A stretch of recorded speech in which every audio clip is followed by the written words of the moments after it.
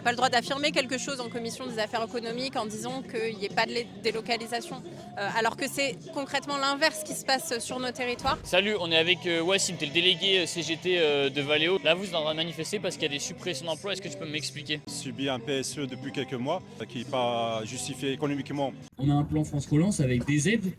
Et pourtant, ces aides-là, il n'y a aucune contrepartie derrière. Et c'est ce qui s'est passé notamment pour Valeo, si je ne dis pas de bêtises, c'est le crédit impôt recherche qui a été touché, qui est aujourd'hui la plus grosse niche fiscale dans le pays. On ne peut pas recevoir aussi de l'argent de l'État public et de ne pas privilégier aujourd'hui la préservation des postes. Ici sur Limoges, c'est absolument fondamental. Quand on voit les moyens du groupe et la production sur le site de Limoges, on a du travail sur Limoges. Il y a une chose qu'on a du mal à comprendre parce que tu me parles de délocalisation en Inde.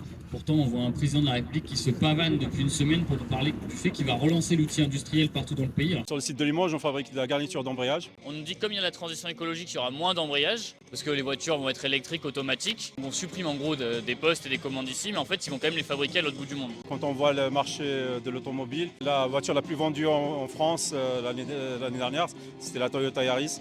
Une voiture hybride et fabriquée en France. On est loin de l'électrification massive. On va aller les fabriquer ailleurs et peut-être même continuer de les vendre sur le marché européen. Effectivement, c'est pas acceptable. Et à travers les postes visés par les suppressions d'emplois, c'est les postes clés, les postes projets, R&D, tout ce qui faisait la force de nos sites en fait. À l'Assemblée, la direction de Valeo avait juré la main sur le cœur qu'il n'y aurait pas de délocalisation. Et là, a priori, il y a des citations qui sortent de certains procès-verbaux à Valeo Limoges où ils disent qu'en fait, il y aura peut-être de la délocalisation.